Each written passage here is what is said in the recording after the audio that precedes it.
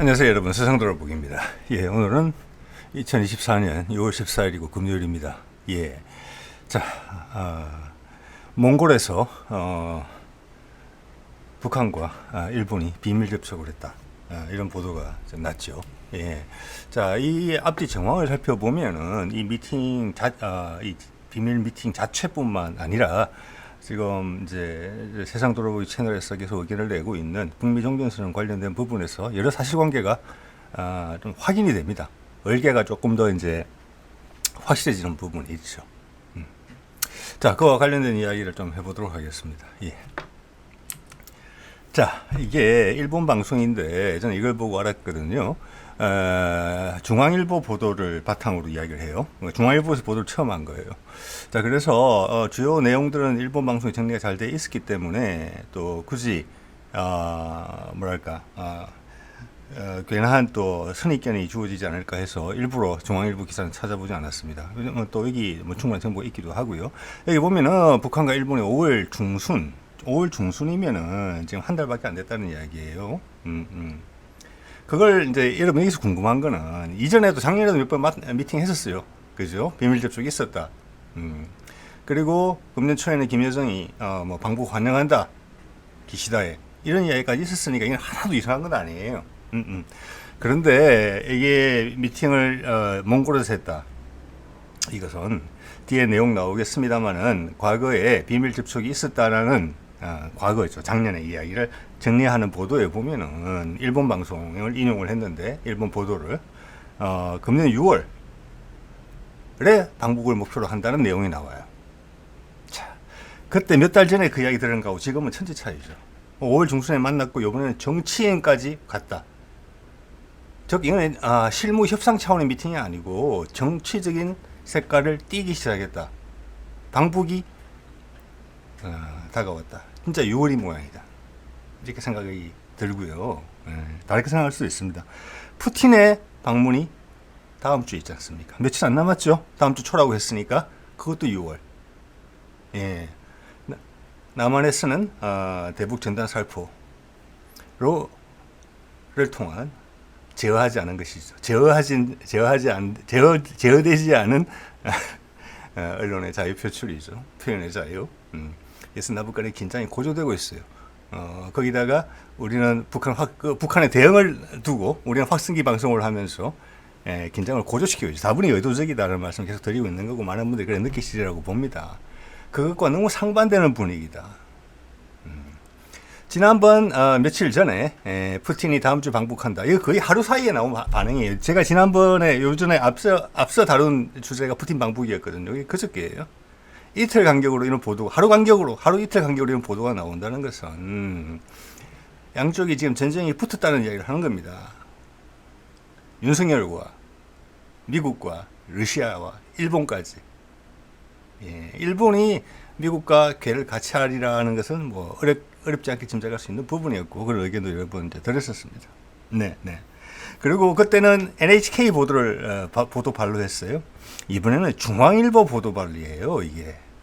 예, 이거는 여러 가지 해석이 가능하겠지만, 또 증명할 수 없는 해석이긴 하지만, 미국이 압박 수위를 올린다, 저는 그렇게 봅니다. 내부에서. 일본 방송이 아니라, 이런 거는 여태까지는 주로 외신을 통해서, 일본 방송을 통해서 나왔던 내용이에요. 비록 우리한테 중차대한 문제지만, 이번에 그래서 모순되게도 되게 이례적이에요. 자, 이것은 미국의 정책적 창끝이 내부로 향하고 있다는 거예요. 내부를 헤집을 수 있다는 거예요. 상당히 강력한 메시지를 줬다고 저는 봅니다. 중앙일보 발로 나왔다는 게.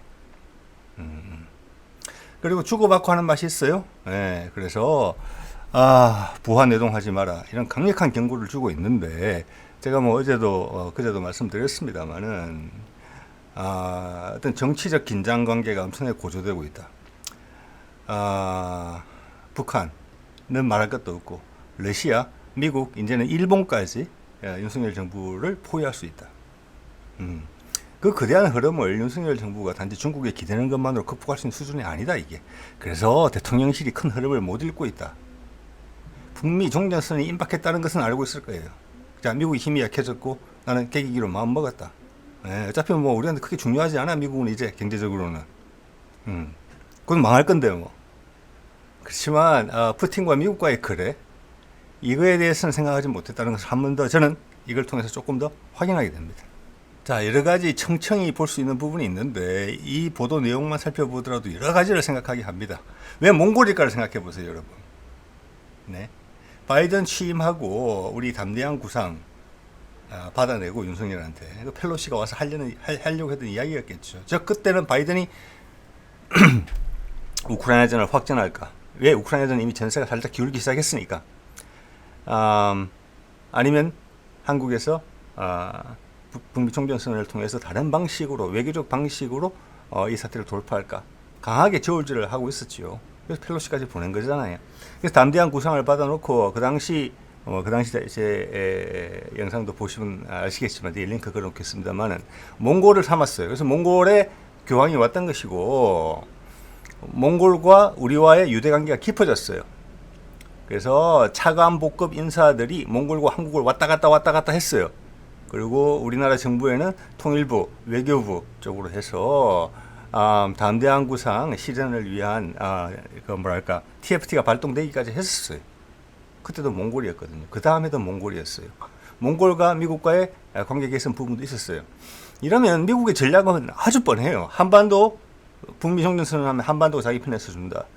몽골 내몽골 문제까지 건드리면 중국한테 엄청난 타격이 된다. 몽골은 한국과 친하다. 기회만 준다면은 내몽골을 되찾고 싶고 한반도와 연결되는 선을 끊고 싶어한다. 미국이 그것을 도와준다면. 자, 그런 면에서 한 2년 동안 이제 몽골은 물을 먹였기 때문에 몽골 입장에서는 뭐라고 할까 양치기 소년처럼 볼 거예요, 미국을. 그렇지만 그 강대한 힘이 있고 이번에 또 일본과 북한의 접촉이 실제 발생을 했기 때문에 또 모종의 기회를 또 보고 있을 거예요. 몽골은 다른 기회가 별로 없어요. 거기다 위해서 러시아가 이제 압박을 본격화하고 있거든요. 그 정도면은 경제적으로 많이 기대고 있는 중국, 그리고 국토의 많은 부분을 접하고 있는 중국의 영향력을 감히 떨쳐나올 용기를 가지고 있을지도 몰라요. 가지게 될지도 몰라요. 지금 상황이. 자, 윤석열을 포위하고 포위 공격하는 이 세력들이 전부 다 몽골을 지원하는 세력이 되거든요. 그러면 몽골, 만주, 한반도, 대만, 필리핀, 얼마 전에 베트남, 푸틴이 베트남 갈 거잖아요. 베트남. 그러면 밑에 있는 인도네시아 정도만, 말레이시아 정도만 오케이. 그리고 지금 미얀마만 오케이 하면 인도가 마음 돌리는 건 금방이에요. 중국에 대해서. 남중국 국해를 완전히 차단할 수 있어요. 중국을. 그리고 사우디? 그럼 사우디가 안 돌아줄 이유가 없는 거죠. 거기서. 석유 공급만 끊을 수 있습니다. 손상시킬 수 있습니다. 몽골은 엄청나게 중요해요. 자, 이런 보도가 있었죠. 그래서 뭐 제가 이런 말씀을 드렸던 거고 이게 엊그제 했던 거죠. 그래서 오늘 보도를 보더라도 이것은 러시아와의 교감이 있는 것이다. 지금 이제 트럼프가 미국에서 골기 어린 모습으로 나오고 있어요. 여러 가지 유죄 판결을 받았지만 제가 봐도 그 유죄 판결은 다 합당하다고 봅니다, 사실은. 그렇지만 정치적인 여건 때문에 그를 감옥에 보내서 선거에 못 나오게는 못할 거예요. 애매하게.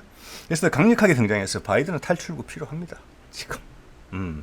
그래서 트럼프가 지금 조금씩 사실관계의 핵심에 다가가는 그런 발언들을 좀 하고 있거든요. 미국의 현실 인식에 대해서. 미국 대중들은 잘 모르는. 그래서 바이든 탈출구 필요해요. 지금 여론조사에서 밀리잖아요.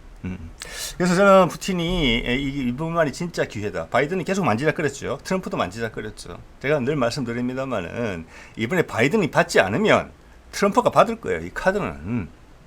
그래서 윤석열이 여기서 전쟁 벌이지 않는 다음에는 북미 종전선언 카드는 피하기가 어렵고 지금이 가장 평화적으로 해결할 수 있는 좋은 타이밍이에요. 왜냐? 왜 푸틴이 이 타이밍을 골랐을까? 바이든이 재선을 해야 되기 때문에. 트럼프한테 지기는 죽어도 싫기 때문에.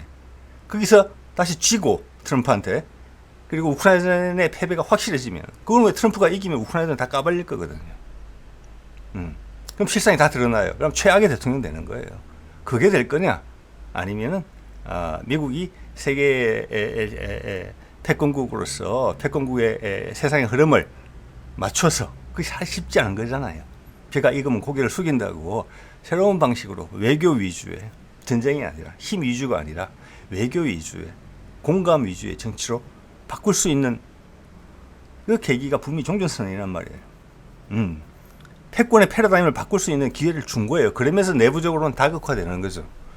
이거를 선택할 가능성이 가장 높은 시점이라고 봤기 때문에 푸틴이 밀어붙이는 겁니다. 미국은 기시다를 앞세웠고, 미국은 여기서 마지막에 짠 하고 나타날 거예요. 이런 푸틴이 다 하지만 푸틴은 절대 드러나진 않을 겁니다. 아마. 밑밥만 까는 거죠. 그렇지만 실제적으로 움직이고 있죠. 자, 그래서 예전에 이걸 다룬 바가 있어요. 기시다 방북에 대해서 김여정이 이야기를 했을 때 올봄 방북 가능성이 있다. 그때 이 기사 좀 이따 보여드리겠습니다. 6월달 이야기가 있었어요. 그래서 지금 왜 그러면 푸틴이 올 때 다 모여서 오냐 지금. 그거는 답은 간단해요. 여러 번 말씀드립니다만은 처음이신 분도 있으실 수 있으니까. 자, 작년, 재작년, 뭐 이럴 때는 10월달, 11월달, 요때도, 가능했었어요. 그때도 또 봤었어요. 그 BTS가 백악관 초청하고 이럴 때는 10월달, 11월달이었어요. 자, 그때도 괜찮아요. 근데 한여름은 피해야 돼요. 왜냐하면 사람들이 휴가를 많이 가고 여론이 집중이 안 되거든요. 큰 이벤트를 하기에는. 이게 어쩌면 프로파간다성이잖아요. 뭐 기술적인 부분으로는. 그런데 금년은, 그래서 봄, 가을이 좋아요. 그래서 각종 국제회의도 봄, 가을에 많이 있지요. 예.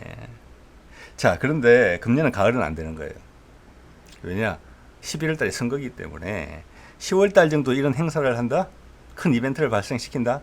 선거에 영향을 주기에 너무 기간이 촉박하죠. 당연히. 그래서 본격적으로 시즌 시작되기 전에 6월 달밖에 없는 거예요. 5, 6월 달. 그래서 푸틴도 6월 달에 오고 기시다도 6월 달에 오는 거예요. 예. 자, 마지막으로 제가 찾아봤습니다. 마지막으로 북일 간의 접촉이 언제 있었느냐. 2002년 지금 사진 속에 있죠. 9월 17일. 그게 지금 1주년 다, 22주년 다 돼가네요. 네. 고이즈미가 방북을 해서 김정일과 악수하는 장면이에요. 저 뒤에 이렇게 째려보고 있는 아베가 보이죠.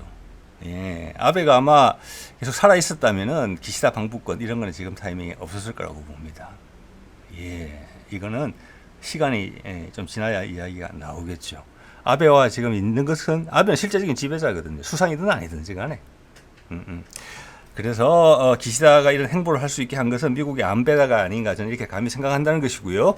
시간이 좀 걸리겠죠. 여기 보면은 이게 한겨레 기사인데 5월 22일 날 20일밖에 안 됐어요. 그때 방북 이야기가 나오고 있었어요. 한겨레 신문의 보도 태도를 한번 보세요. 뭐라고 했느냐. 이거는 복사 붙여넣기 식의 해설이에요. 저는 이거 보고 정말 안타깝습니다. 왜냐하면은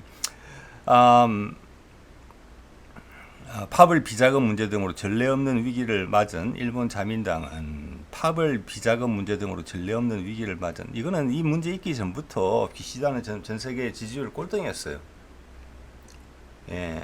일본에 가지고 있는 기본적인 문제들은 계속 악화되고 있는데 그것을 임시 방편으로 해결하는 그런 모습밖에 안 보이고 골기마저 없거든요.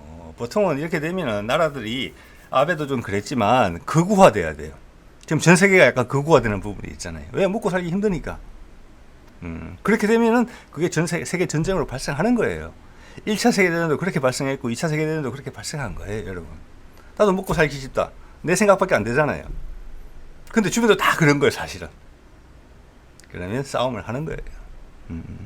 자, 그런데 그런 골기를 보여주지 못한다. 미국이 완전히 피니빼 있다. 지금 지지율 15, 16% 가지고 미국의 지지가 없으면 어떻게 총리직을 수행하겠습니까? 네, 그래서 저런 거는 복사 붙여넣기라는 이야기를 말씀을 드리는 거고요. 기시다 후미오 총리의 방북을 위기 타겟책 중에 하나로 모색하고 있지만 위기 타겟책이다? 그러면 일본의 근본적인 문제가 많이 해소돼야 된다. 돈이 돌아야 된다. 투자세가 생겨야 된다. 이거죠. 북한 투자하겠다는 이야기예요. 그 뒤에 이야기를 하고 있는 거죠. 그거 아닌다면 이겠습니까?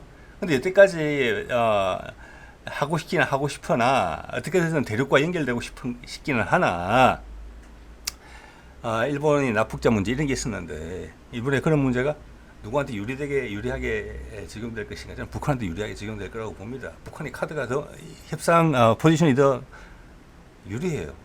미국보다. 일본은 여기서 큰 고민 대상이 아닙니다. 시킨 대로 하는 거니까 미국이. 예. 물 및 교선마저 정체 상태라는 비관론이 나온다. 20일 전에 이런 판단을 하고 있었어요. 근데 어제 뜬금없이 몽골에서 비밀 접촉. 이때까지 쭉 흐름을 보더라도 계속 준비해 온 거예요. 북미 종전선이라는 관점에서, 푸틴의 방북이라는 관점에서 이런 것까지 생각하는 게 우리 언론사 기자들한테 너무 무리인가요? 아니죠. 이런 것은 일부러 자신의 뇌를 차단시킨 거죠. 불쌍한 일이고, 특히 한겨레 신문인데, 한겨레는 이름이 한겨레죠. 통일을 기치로 내걸고 만든 신문이에요. 한겨레. 통일돼서 한겨레 되자는 뜻이잖아요. 그들을 통일을 목표로 삼았어요. 거기서 이렇게 무뇌적인 논평을 실른다는 것은 참 안타까운 일입니다. 물 및 교선마저 정체 상태라는 비관론이 나왔는데 어찌 된 거냐 지금. 그럼 지금 한겨레는 어느 편에 서 있는 거냐? 남북 소통을 원하는 평화 통일을 전쟁 없이 하나가 되는, 이미 수십만 수백만이 죽어나갔잖아요. 이 땅에서 지난 수십 년간. 네? 그리고 지금 그것을 다시 더 불을 지펴서 더 큰 이벤트를 자기 이해관계 때문에, 권력에 대한 집착 때문에, 지금까지 형성된 그 구조에서 계속 빨대를 꽂고 빨 수 있는 그 위치를 지키기 위해서 전쟁을 불사하겠다는 거잖아요. 지금 긴장 고속을. 그게 한겨레가 한편에 서 있다는 이야기밖에 안 되는 거잖아요. 언론이잖아요. 자, 잠깐 시간을 몇 개월 전으로 돌려볼까요? 3월 달이죠. 그때 속보로 떴죠. 기시다 김정은 만나고 싶다는 의향을 전해. 자, 그러자 2개월 있다가 한겨레 신문이 그렇게 이야기를 한 거예요. 비관적이라고. 네, 비관적이었으면 좋겠다라는 뜻으로밖에 해석이 안 되는 거예요. 너무나 처량한 신세죠. 이번에 중앙일보에서 보도를 한 것도 저는 그렇게 본다는 겁니다. 이거는 분명히 보도 통제, 암묵적인 보도 통제가 행해질 수 있는 부분이에요. 이런 정보는 일부러 흘렸다. 일본을 통해서 흘릴 수도 있어요. 충분히. 왜 일본이 거기 들어간 거니까. 이런 건 아주 예외적이라는 말씀 아까 드렸잖아요. 남북 간의 큰 문제도 일본이 주로 이야기를 하는 사안이었는데, 이번에는 일본이 직접 관여, 남한 아예 무관한 부분인데도 남한 언론에서 보도를 했다는 거예요. 이것은 알려줬다 이렇게밖에 해석이 안 되는 거예요. 누가 일본이 알려주겠습니까? 아닙니다. 저는 미국이 알려줬다고 보는 거예요. 그래서 그 자체가 메시지가 강하다라는 거예요. 지금 윤석열한테 너 위험한 짓 벌이지 마라. 되게 불안해. 내 널 통제할 수 있어. 이번에 이런 걸 안 터뜨릴 수 있었어요. 그냥 갑자기 미팅하면 돼요. 하루 이틀 전에 이야기하고. 그렇죠? 푸틴이 보통 뭐 다른 나라 방문할 때 그렇게 이야기하잖아요. 보통 그렇게 알려지잖아요. 2, 3일 전에. 그렇게 해도 되는 부분이에요. 근데 굳이 알렸다는 거죠. 한국 언론을 통해서 일본 이야기를. 아주 예외적입니다. 이거는. 예. 이 예외적이라는 부분에 동의를 하신다면은 그 예외성에 밑에는 뭐가 있느냐? 미국의 의도가 있다. 미국의 의도는 무엇이냐? 윤석열에 대한 경고다. 윤석열에 대한 경고, 야당이 알려줬을 수도 있어요. 이런 부분은 미국 대사를 통해서 알려줄 수 있고, 유엔사를 통해서 군 단속에 들어갔다고 봅니다. 이 정도 메시지가 나오는 것은. 그래서 우리 군 상층부는 헷갈리고 있을 거예요, 지금. 자, 그들이 윤석열에 대한 지지도가 얼마나 높으냐에 따라 달라지겠죠. 지난번 해병대 병사 사망 사건이 있고 이랬기 때문에 군의 지지도는 저는 낮다고 봅니다. 전체적인 지지도는. 그런데 그 당시 보도를 보면, 해외 보도를 보면은 전부 다 이거 그냥 구글 검색해서 뜬 거 그냥 이러면 캡처해서 보여드리는 거예요. 기시다가 김정일 만나기를 원한다 이렇게 다 있어요. 전부 다. 예. 근데 한국에서는 보도가 다 어떻게 나왔습니까? 좀 이따 보여드릴게요. 김정은이 자기가 처한 위기를 돌파하고자 기시다를 꼬시고 있다. 이런 논조를 다 모든 언론이 이야기를 했어요. 그게 뭐, 예, 언론에 무관하게, 어떤 성향의 언론이든지 그게 무관하게. 자, 게다가, 자, 이렇게 됐는데 2달 만에 이게 비관적이다? 비관적이었으면 좋겠다라는 거죠. 네. 자, 그 당시 KBS 보도를 보면 이런 내용이 나와요. 기시다가 일본 주간지 주간 현대를 보면은 작년에 2023년에 3월과 5월에 3월과 5월 이게 참 오타가 많네요. 요즘 하다 보니까 참 정성없이 기사를 쓴다는 느낌이 듭니다.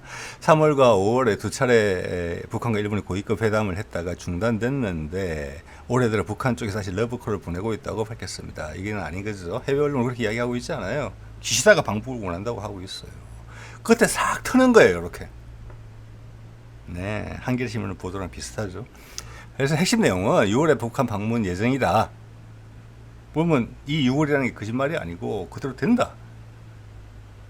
네, 미국의 시간표에 따르면 6월달에 무조건 해야 된다. 뭔가가 큰 진전이 있어야 된다. 그러니까 푸틴도 6월달에 오는 거고 기사도 6월달에 오는 거다. 북한이 호떡집 됐다. 중국도 약간 다른 목적으로 김정은과 만나고 싶어한다. 이런 거죠. 자, 이건 미국의 입장이 나오죠. 빨간 줄 거였죠. 응? 미국의 국방부 대변인이 이렇게 이야기했어요. 북일 대화가 영내 안정으로 이어진다면 우리는 당연히 환영할 것. 이게 핵심입니다. 이게 이런 느낌을 윤석열이 받았다는 거죠. 그렇죠? 여러 가지가 다 한 군데로 모여지고 있죠. 이 6월달 엄청나게 중요한 6월달에 큰 이벤트가 나야 됩니다. 미국 여론에 영향을 줄 수 있는 세계적 여론에 영향을 줄 수 있는 여태까지 흐름과 전혀 다른 흐름으로 미국이 깃발을 드는 거. 그래야만 중국한테 안 지니까 이거죠. 그게 지금 변곡점입니다. 여러분 우리 딱 변곡점에 서 있어요. 예. 여러분의 삶이나 저의 삶은 어떻게 보면 복받은 겁니다. 예. 이런 전 세계사적 변곡점에 있어가지고 인류사적 변곡점에 있어가지고 우리 삶에서 그것을 경험할 수 있고 거기에 영향을 줄 수 있는 삶을 살게 됐다는 게 우리가 이 땅에 사는 역사가 지금 수천 년인데 우리가 처음 경험하는 거라고 저는 그렇게 생각을 합니다. 예. 세계사적 이벤트가 한반도에서 벌어지고 있어요. 환영할 것. 이 환영이 윤석열 마음에 안 든다는 것이고 지금 미국이 우리를 꺾을 힘은 없을 것이다. 자, 그걸 보여주는데 저는 오판이라는 말씀을 드리는 것이고 수일기가 약하다. 그리고 전략 없는 어떻게 보면 조건 반사적인 탁 치면 발이 탁 올라가는 그런 방법으로 정치를 하고 있다. 그런데 우리나라의 지금 몸통은 김대중 정부 이후로 쭉 이어져 왔던 그 기반에 바탕을 두고 있다. 흔들리지 않는다. 조금 때를 묻힐 수는 있지만 흔들리지 않는다. 결국 내부에서 고립된다. 외부에서 고립되는 것은 하루하루가 다를 정도로 심화되고 있다. 이겁니다. 여기서 중국이 거꾸로 피해를 볼 수도 있다. 이 사안 때문에 중국이 오판을 할 수도 있거든요. 한반도 사안에 대해서. 중국이 여러 번 말씀드립니다만 중국이 지금 늦게 눈치챈 것 같거든요. 북한을 만나자고 하는 게. 자, 그때 우리 언론들의 보도 태도를 보세요. YTN, SBS 이렇네요. 김여정 깜짝 담화 발표, 기시다 방북 환영한다는 거죠. 한국과 쿠바 수교의 급 제안. 갖다 붙일 게 없으니까 전부 다 이렇게 하기로 한 거예요. 아까 기사의 방북 의도를 비관적이라고 이야기한 거하고 똑같이 약속한 듯이 다 똑같이 적고 있어요. 이미 일본에 손뻗은 북한. 이거 아니죠. 북한에 손뻗은 일본이죠. 갑자기 일본 떠보는 북한? 자, 그리고 제일 오른쪽에는 쿠바 이야기가 나오는데 3대째 이어온 형제국의 배신. 예. 자, 쿠바 이번에 러시아가 군함도 보내고 핵추진 잠수함도 보냈죠. 쿠바는 러시아가 언제를 보냈다고 봅니다. 저는 이 부분에 있어서 그렇다고 북한하고 무슨 단교를 한 게 아니잖아요. 한반도 괜찮아질 것 같아. 너 이해관계 유리한 대로 해. 어차피 한 나라 될 거니까. 저는 이렇게 언지를 받았기 때문에 저렇게 행동했다고 봅니다. 자, 우리 언론은 이렇게 도배를 했어요. 우리 국민 여론들은 다 좌충우돌이고 난 모르겠다죠. 그럼 정치적 무관심. 어려운 게 분명히 어려운 게 있을 거야 뒤에. 아니죠. 되게 단순하죠. 사람살이가 그렇게 복잡할 게 뭐 있겠습니까? 자, 이런 거짓말들로 이제 칠갑을 했는데 어제 기사가 한국발로 나왔어요. 한국발로. 일본이 관여된 것인데 우리는 관여도 안 돼 있어요, 사실은. 북한과 미국, 일본이 자기들끼리 외교 활동하는데 우리가 뭐라고 이야기할 게 뭐가 있습니까? 근데 그걸 중앙일보가 보도를 했어요. 그 중앙일보의 보도에 뒤에는 뭐가 있습니까? 왜 기시다가 북한을 갈까? 푸틴이 북한 오는 시점에. 뒤져보니까 6월달에 간다고 그러네. 그다음 미국의 의도다. 그다음 미국이다. 단계적으로 미국을 위한 재단을 지금 만들고 있는 거예요. 그걸 알아먹으라는 이야기죠. 그리고 윤석열로 경고한다. 여기 있는 거죠. 자, 그래서 우리는 이제 군사 긴장으로 맞서고 있고, 이게 과연 통하겠느냐? 정세를 봤을 때. 이겁니다. 예. 그래서, 늘 드리는 말씀입니다만은, 과연 윤석열이 임기를 채울 수 있을까? 탄핵 문제가 아니고, 국제적으로 고립됐어요. 여기서 옥리를 계속 부리면은, 미국이 어떻게 할 것인가? 미국은, 여러분, 그들의 우방국이라고 생각하는, 그들을 우방국이라고 생각하는 독일의 생명줄, 또 독일의 생명줄만이 아니라 유럽의 생명줄이죠. 노드스트림을 날려버리는 바이든이에요.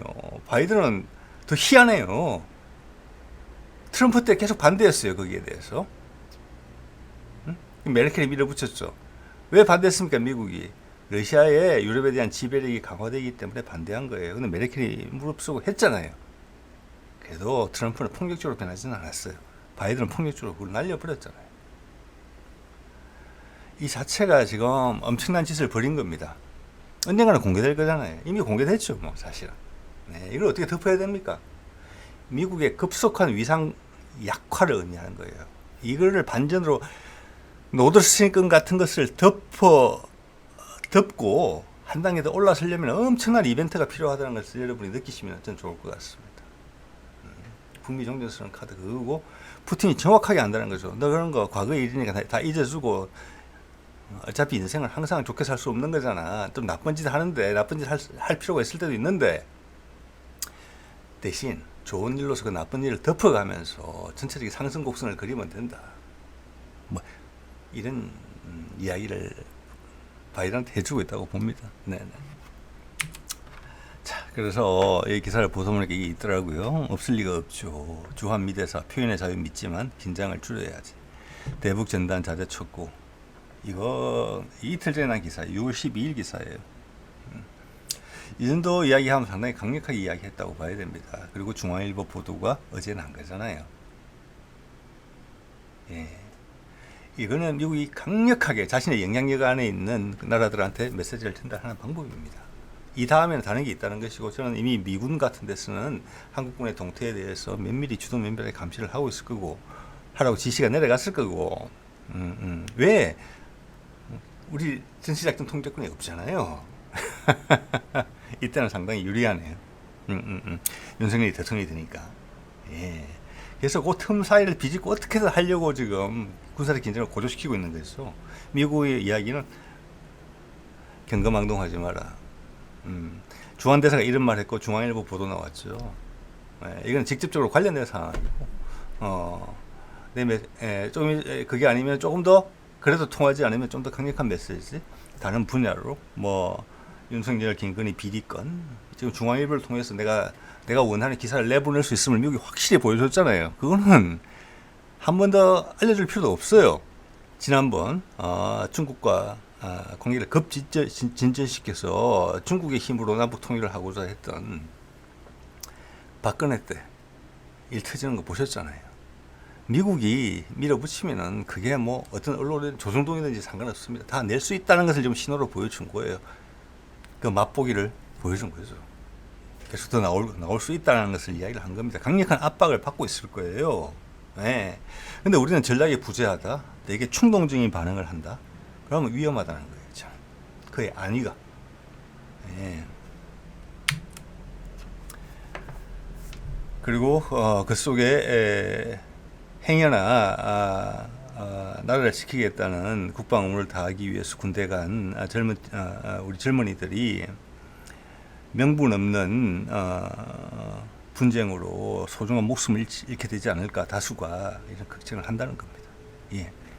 자, 이게 또 천편일률적인 보도죠. 이게 중앙일보에서 이런 이야기를 했다는 거예요. 북한 경제적 외교적 돌파구 모색 하기 위해서 구걸했다. 이런 논조를 써도 내용을 뜯어보면은 미국의 메시지가 여기에 들어있다. 뭐 이런 거죠. 군사적 경제적 외교적 돌파구 모색, 아니죠. 예. 러시아만 지금 푸틴이 북한에 온 것만 보더라도 북한의 경제는 이제 펴요. 예. 미국이 제재를 하려 해도 제재할 수 있는 역량이 자꾸 줄어들고 있죠. 브릭스 같은 거 보세요. 뭐 북일 회담이 예전에 제가 했던 거죠. 북일 회담. 그러다가 요번에 75주년인가 뭐 그랬죠. 북중.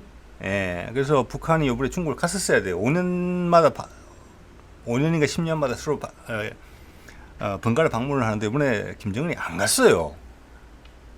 그게 엄청나게 메시지가 있는 겁니다. 중국이 지금 이 리그에서 북한이 핵심이 되는 이 리그에서 밀려나고 있어요. 러시아는 북한을 오잖아요. 작년 초빙까지 해가지고. 그럼 미국은 지금 기시다를 통해서 입지를 강하게 하고 있어요. 윤석열 단속하면서. 근데 중국을 안 갔어요. 이게 시사하는 바가 엄청나게 큰 거예요. 지난번에는 그게 5년 전인지 10년 전인지 모르겠습니다만은 뭐 5년 전으로 보이네요. 시진핑이 북한을 갔었단 말이에요. 이번에 당연히 김정은이 답방이 돼야 돼요. 안 갔다는 거예요.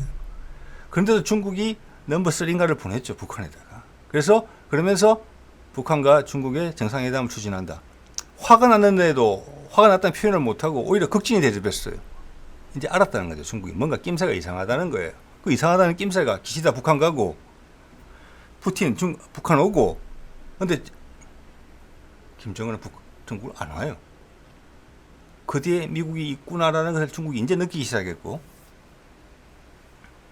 이 부분을 이게 핵심인데 윤석열은 아직 느끼지 못하고 있다. 네. 그렇기 때문에 중국은 세계를 보는 시야가 떨어진다. 이겁니다. 예. 그래서 지금 전 세계를 내놓는 어젠다에 있어서 중국은 가장 큰 경제력을 가지고 있지만 어젠다는 러시아가 주도하고 있는 겁니다. 예. 거기에 미국이 이제 손을 잡으려고 하는 거예요. 그러면 중국은 한 칸 더 내려가는 거예요. 세상의 흐름을 읽지 못하니까. 이것도 저것도 아닌 윤석열을 어떻게 될 것인가. 이거죠. 네.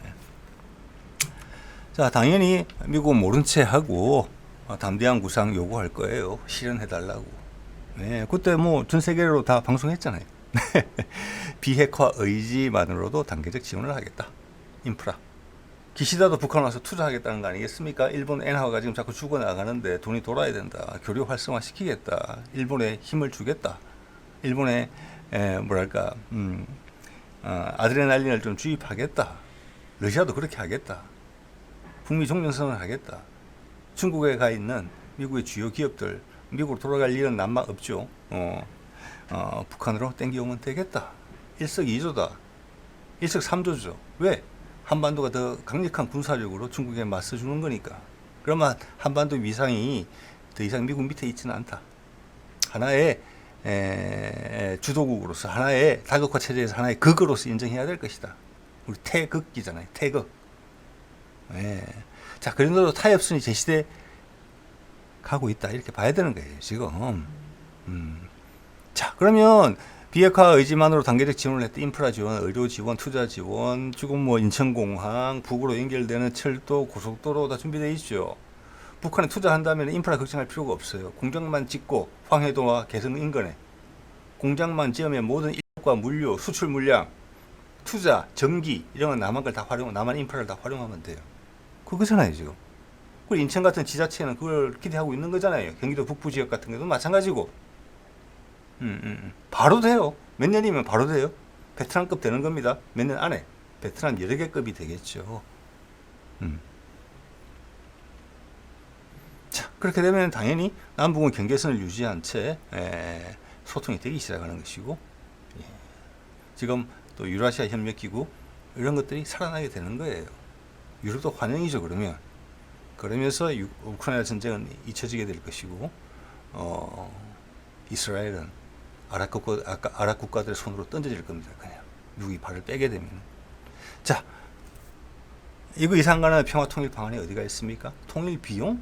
그런 거 걱정할 필요가 없는 거잖아요. 외국에서 다 투자해 주겠다는 거잖아요, 지금.